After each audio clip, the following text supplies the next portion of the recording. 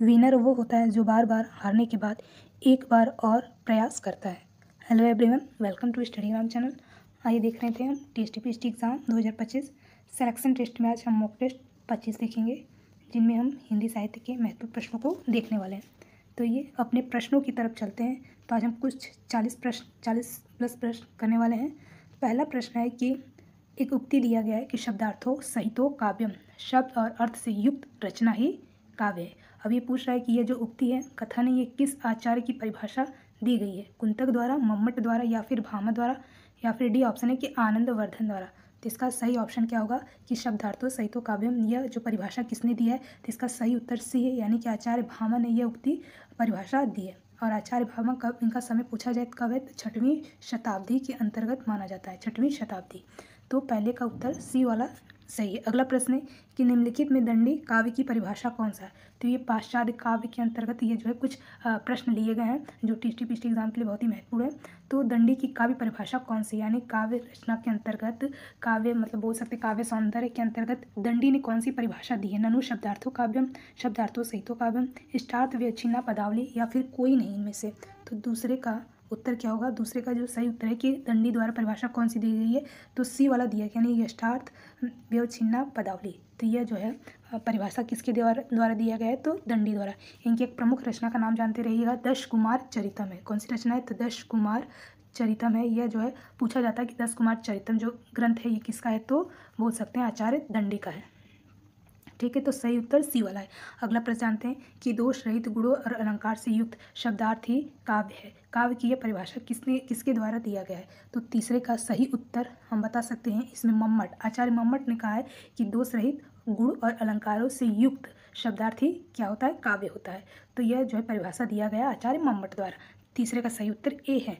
आगे प्रश्न है कि जिस प्रकार आत्मा की मुक्तावस्था ज्ञान दशा कहलाती, उसी प्रकार हृदय की मुक्तावस्था कहलाती। हृदय की इस मुक्ति की साधना के लिए मनुष्य की वाणी जो शब्द विधान करती आई है उसे कविता कहते हैं। तो यह कथन रिक्त स्थान पूर्ति नीचे दिए गए शब्दों में कीजिए, यानी ये जो कथन दिया गया है, तो ये कथन तो आप पहले ये जानते रहिए कि यह कथन देने वाला कौन है? तो है रामचंद्र शुक्ल। यह कथन कौन देता है? तो रामचंद्र शुक्ल। ये जो है उन्होंने कविता के अंतर्गत, काव्य के अंतर्गत ये परिभाषा मतलब उन्होंने दी है। अभी पूछ रहा है कि इस कथन में रिक्त स्थान को पूरा करने के शब्दों में से, यानी यह कथन जो है किसके माध्यम से इस कथन को कैसे पूरा किया जा सकता है? आनंद दशा द्वारा, मुक्ति दशा द्वारा, साध्य दशा द्वारा, या फिर रस दशा द्वारा। तो रिक्त स्थान को पूरा करना, तो चौथे का सही उत्तर क्या है? तो चौथे का सही उत्तर डी है, यानी रस दशा के अंतर्गत विषय में यह बातें कविता के अंतर्गत रामचंद्र शुक्ल ने कहा है। तो सही उत्तर डी है, अर्थात रस दशा। अगला प्रश्न है कि निम्नलिखित में कौन सा आचार्य जो है अलंकार को काव्य की आत्मा नहीं मानते? तो ऐसे कौन से आचार्य हैं जो अलंकार को काव्य की आत्मा नहीं मानने वाले में से हैं? तो पांचवे का सही उत्तर क्या है? तो पांचवे का सही उत्तर सी है, यानी भरत मुनि जो है, भरत मुनि जी, उन्होंने अलंकार को काव्य की आत्मा नहीं मानते, क्योंकि भरत मुनि जो है वो रस सिद्धांत के प्रवर्तक, जन्मदाता के रूप में जाने जाते। कौन? तो भरत मुनि। और रस को ही जो काव्य का सर्व सब कुछ मानते हैं, उसकी आत्मा भी रस को ही मानते हैं। तो भरत मुनि जी ने अलंकार को काव्य की आत्मा नहीं मानते। तो पांचवे का सही उत्तर सी है। अगला प्रश्न है कि अलंकार संप्रदाय के प्रवर्तक का नाम बताना है कि अलंकार संप्रदाय के प्रवर्तक कौन है? तो अलंकार संप्रदाय का प्रवर्तक, इसके जो सही उत्तर कौन सा है? छठवें का तो डी वाला है, आचार्य भामा जी जो है वह अलंकार संप्रदाय के प्रवर्तक माने जाता है, और इनका समय है 6वीं शताब्दी के अंतर्गत माना जाता है। इन्होंने अलंकार के प्रति जो है एक कथन उक्ति कहा है कि न कांतमपि निर्भूषम वनिता मुखम। तो ये जो है अलंकार के अंतर्गत यह जो है परिभाषा आचार्य भामा जी ने दी है। सातवां प्रश्न है कि वक्रोक्ति काव्य जीवितम कहकर वक्रोक्ति को ही काव्य की आत्मा स्वीकार करने वाले आचार्य का नाम बताना है। यानी कह सकते हैं वक्रोक्ति सिद्धांत के प्रवर्तक आचार्य कौन माने जाते हैं, और उन्होंने काव्य को जो है वक्रोक्ति का आत्मा स्वीकार करते हैं। तो यह जो है वक्रोक्ति काव्य जीवितम कहने वाले आचार्य कौन है? तो इसका सही उत्तर सातवें का बी है, यानी कि आचार्य कुंतक जी हैं। आगे देखते हैं, प्रबंध काव्य के कितने भेद होते हैं? तो प्रबंध काव्य के पूछ रहा है कितने भेद आते हैं। तो काव्य जो है मुख्य रूप से दो प्रकार के होते हैं। एक प्रबंध काव्य होता है, एक मुक्तक काव्य होता है। तो काव्य याद रखिएगा, काव्य दो होती है, प्रबंध काव्य और एक होता है मुक्तक काव्य। तो इसमें पूछ रहा है कि प्रबंध काव्य के अंतर्गत कितने भेद होते हैं? तो आठवें का सही उत्तर इनमें से क्या होगा? तो आठवें का सही उत्तर है जो कि डी है। कौन सा है? प्रबंध काव्य के कितने भेद है? तो दो भेद होते हैं। कौन कौन से होते हैं? एक महाकाव्य होता है, खंड काव्य होता है प्रबंध काव्य के अंतर्गत। अब आगे देखते हैं, खंड काव्य महाकाव्य का एक देशीय रूप होता है, यह परिभाषा किसने दी है? नवा प्रश्न है, 8वें कड़ी हो गया। नवा प्रश्न है कि खंड काव्य महाकाव्य का एक देशीय रूप होता है, यह परिभाषा देने वाले कौन है?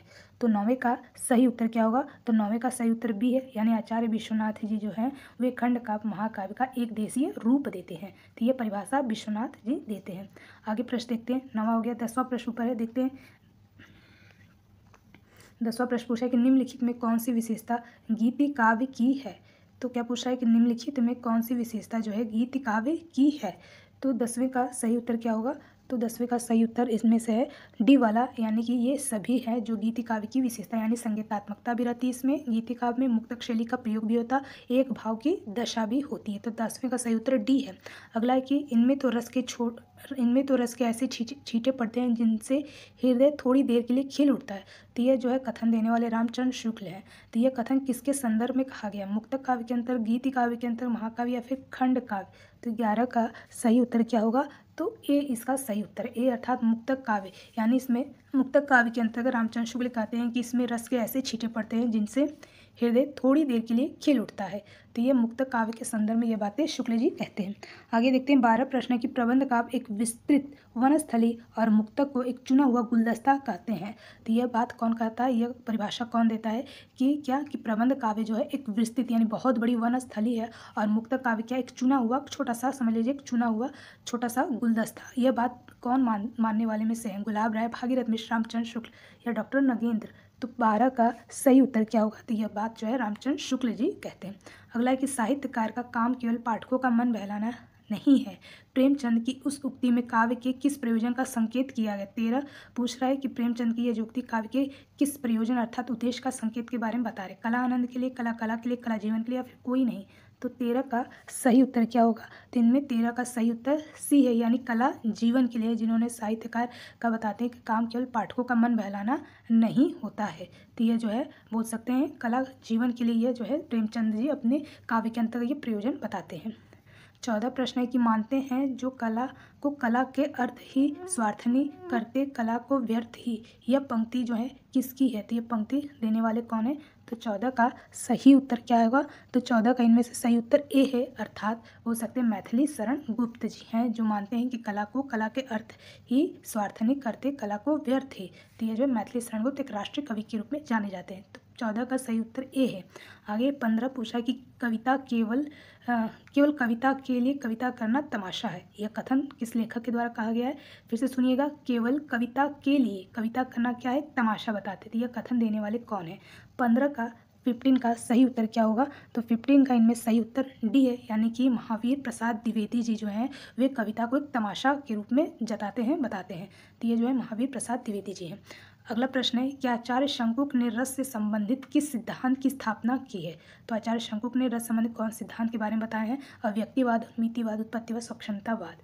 तो स्वच्छंदतावाद तो नहीं हो सकता, तो ये तो उत्तर गलत हो गया। 16 का तो इनमें सही उत्तर क्या होगा? तो 16 का सही उत्तर बी है, यानी अनुमितिवाद जो है आचार्य शंकुक ने रस सिद्धांत के अंतर्गत यह जो है अपनी बातें बताते अनुमितिवाद के अंतर्गत रस सिद्धांत का वर्णन करते हैं। 16 का सही उत्तर बी है। अगला कि रीति संप्रदाय के प्रवर्तक पोषक कौन है? वामन, भरत मुनि, आनंदवर्धन, कुंतक। तो रीति संप्रदाय के प्रवर्तक जनक पितामह बोल सकते कौन है? तो भरत मुनि जी हैं। और भरत मुनि जी जो है वह रस को कितने प्रकार मानते हैं, कितना भेद मानते हैं? तो भरत मुनि जी के द्वारा 8 बोल सकते 8 प्रकार के रस होते हैं, और स्थायी भाव भी 8 ही मानते हैं। आगे प्रश्न देखते हैं। 18 प्रश्न है कि रीतिरात्मा काव्यस्य किसने कहा है? कि रीतिरात्मा क्या है? काव्य से, यानी रीति ही काव्य है, रीति की आत्मा ही क्या है? काव्य होती थी। यह कहने वाले कौन है? कुंतक, क्षेमेंद्र, भरत मुनि या फिर वामन। तो 18 का सही उत्तर इनमें से क्या होगा? तो 18 का सही उत्तर डी है, यानी कि आचार्य वामन है। रीतिरात्मा काव्य से किसने कहा है? तो आचार्य वामन, यानी रीति संप्रदाय के प्रवर्तक के रूप में बोल सकते कौन है? तो वामन है। आगे देखता है, आगे है 19 प्रश्न पूछ रहा है कि आचार्य क्षेमेंद्र किन संप्रदाय के प्रवर्तक माने जाते हैं? कौन? तो जो क्षेमेंद्र जी हैं, आचार्य क्षेमेंद्र जी, वो किस संप्रदाय के प्रवर्तक और बोल सकते पितामह जनक कौन है? तो किस संप्रदाय के माने जाते हैं? तो 19 का सही उत्तर बी है, यानी औचित्य संप्रदाय के प्रवर्तक जाने जाते हैं। कौन? आचार्य क्षेमेंद्र। अगला प्रश्न देखते हैं, 19 हो गया। 20 प्रश्न देखते हैं। 20 प्रश्न पूछा है कि मुख्य रूप से काव्य के कितने गुण माने जाते हैं? तो मुख्य रूप से पूछा काव्य के कितने गुण हैं?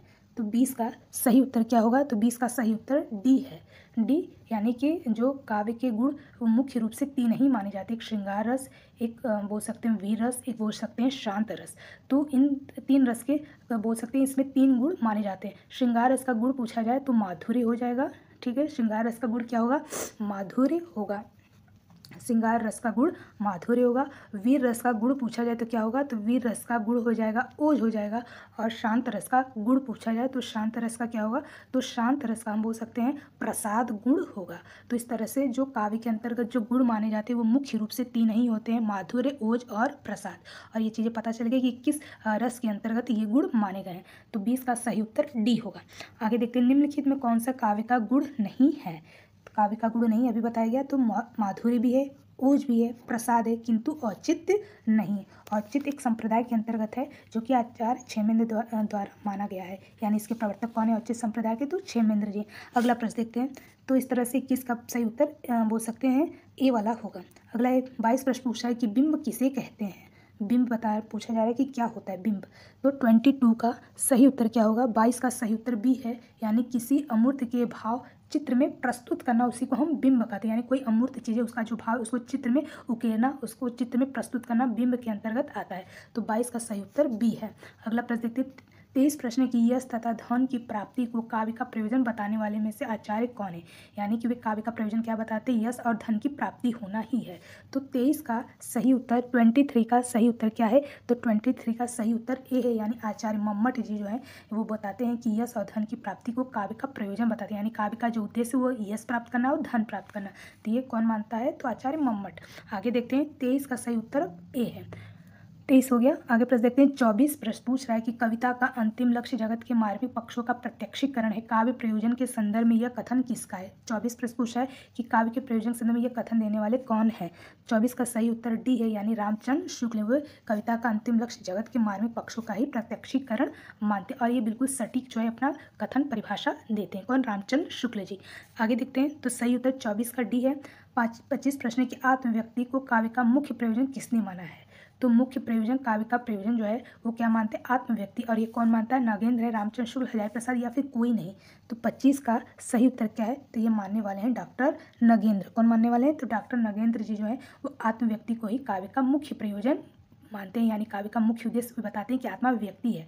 तो आत्मा व्यक्ति डॉक्टर नगेंद्र बताते हैं। तो 25 का सही उत्तर ए है। आगे एक पंक्ति दिया कि कीर्ति भनीति भूति बलि सोई सुरसरी सम सब हित होई।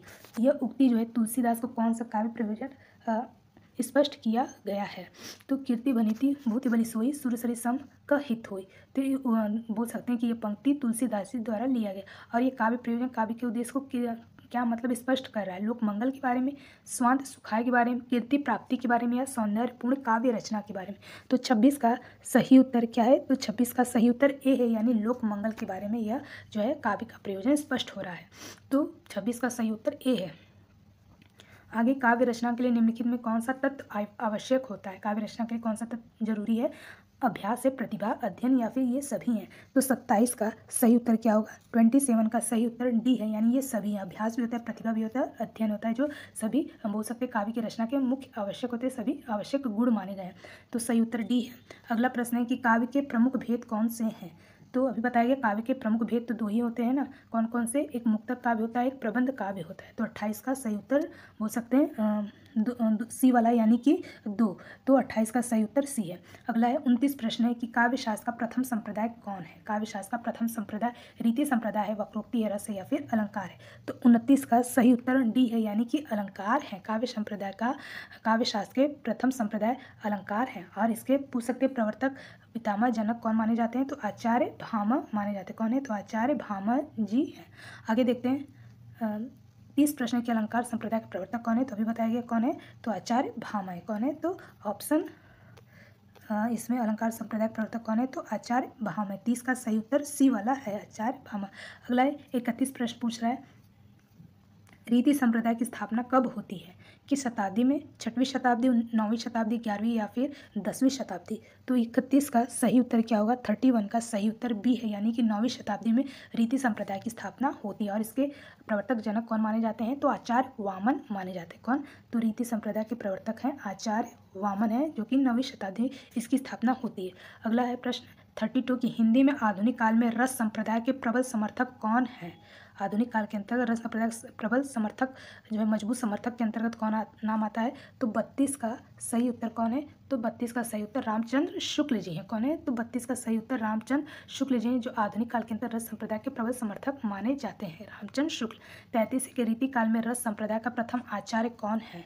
रीति काल में रस संप्रदाय के प्रथम आचार्य कौन माने जाते हैं, तो 33 का सही उत्तर क्या है, तो ए है, यानी कि केशव दास जी हैं रस संप्रदाय के प्रथम आचार्य। अगला है कि रस को आनंद स्वरूप किसने माना है, भरत मुनि, शंकुक, अभिनव गुप्त, भट्टनायक। तो 34 का सही उत्तर कौन है, तो 34 का सही उत्तर है अभिनव गुप्त है, जो रस को आनंद स्वरूप मानते हैं। कौन, तो अभिनव गुप्त। आगे 35 प्रश्न है कि रस का अर्थ क्या होता है। रस का अर्थ क्या है, रस से आप क्या समझते हैं, इसके बारे में पूछा है। तो 35 का सही उत्तर बी वाला, यानी साहित्य से मिलने वाली जो आनंद की अनुभूति होती है, यानी काव्य को पढ़ने में जो आनंद की प्राप्ति होती है, उसी को रस कहते हैं। तो सही उत्तर बी वाला है। अगला प्रश्न है 36 पूछ रहा है कि रस निष्पत्ति में इनमें कौन सा तत्व तो नहीं पाया जाता है। तो 36 का सही उत्तर क्या होगा, 36 का सही उत्तर है बी वाला, यानी कि संभाव नहीं पाया जाता। देखिए, अनुभाव भी होता है, विभाव होता है और व्यभिचारी भी, यानी जिसको संचारी भाव होते हैं। तो विभाव, अनुभाव, व्यभिचारी एक होता है, स्थायी भाव भी होता है। तो रस के अंग देखा जाए तो रस निष्पत्ति 4 तरह से मुख्य तत्व होते हैं। एक व्यभिचारी, जिसको संचारी भाव भी कहते हैं, इसका अन्य नाम होता है संचारी भाव। क्या नाम है, संचारी भाव। और इसकी संख्या मानी जाती है, कुल 33 मानी जाती है। एक अनुभाव होता है, एक विभाव होता है और एक होता है स्थायी भाव। एक क्या होता है, तो स्थायी भाव होता है। तो रस निष्पत्ति का कौन सा आवश्यक तत्व तो नहीं है, तो संभाव नहीं होता है। तो 36 का सही उत्तर बी है। अगला है रस निष्पत्ति के बारे में कि भावानुभाव व्यभिचारी संयोगाद रस निष्पत्ति है, जो सूत्र ये किस कथन आचार्य के द्वारा कहा गया है। तो 37 का सही उत्तर डी है, यानी भरत मुनि के द्वारा ये जो है रस निष्पत्ति के अंतर्गत ये परिभाषा देने वाले कौन है, तो आचार्य भरत मुनि है। तो 37 का सही उत्तर डी है। अगला किस आचार्य ने रस की संख्या 8 मानी है। तो अभी हमने बताया कि कौन से आचार्य जो रस की संख्या 8 ही मानते हैं, तो भरत मुनि जी हैं। तो 9वां अगर रस पूछा जाए कि 9वां रस कौन सा ये आता है, तो 9वां रस आता है शांत रस आता है। कौन सा रस आता है, तो 9वां रस है शांत रस। और इसका स्थायी भाव पूछा जाए तो क्या हो जाएगा, निर्वेद हो जाएगा। क्या होगा, निर्वेद इसका स्थायी भाव होगा। और ये शांत रस जो है ये देने वाले कौन है, तो उद्भट जी ये शांत रस को देने वाले माने जाते हैं। अगला प्रश्न 38 का इस तरह से सही उत्तर ए है, ए अर्थात भरत मुनि। अगला है कि 39 प्रश्न की वर्तमान में रसों की संख्या कुल कितनी है, कितनी है वर्तमान में इस टाइम जो है रस की संख्या कितनी, 8, 10, 7, 9। तो 39 का सही उत्तर डी है, यानी कि इस समय वर्तमान में रसों की संख्या 9 ही मानी जाती है। यानी 8 जो है भरत मुनि जो दिए हैं और 9वां रस है जो उद्भट द्वारा शांत रस दिया गया है। तो वैसे तो कुल 11 होता है, लेकिन वर्तमान में रसों की संख्या 9 मानी गई है। 2 रस कौन कौन से हैं, तो एक वात्सल्य रस होता है, एक भक्ति रस होता है। तो इस तरह से चीज़ों को याद रखिएगा। अगला है 40 प्रश्न के शोक रस का स्थायी भाव क्या होगा। तो शोक रस का स्थायी भाव करुण होता है। अगला विभस रस का स्थायी भाव क्या होगा, तो विभस रस का स्थायी भाव जुगुप्सा होता है। 42 प्रश्न की रोध रस का स्थायी भाव क्या होता है, तो रोध रस का स्थायी भाव क्रोध होता है। अगला है कि किस रस को रसराज कहा गया, यानी किस रस को रसराज की उपाधि या संज्ञा दी गई है। तो 43 का सही उत्तर श्रृंगार रस को दिया गया। किसको दिया गया है, तो श्रृंगार रस को जो है रसराज की संज्ञा दी गई है। तो 43 का सही उत्तर ए है। तो चलिए आज जो है इस मॉक टेस्ट में हमने कुल 43 प्रश्न किए। ऐसे ही आगे एक मॉक टेस्ट हम नेक्स्ट वीडियो में देखेंगे। तब तक के लिए जय हिंद।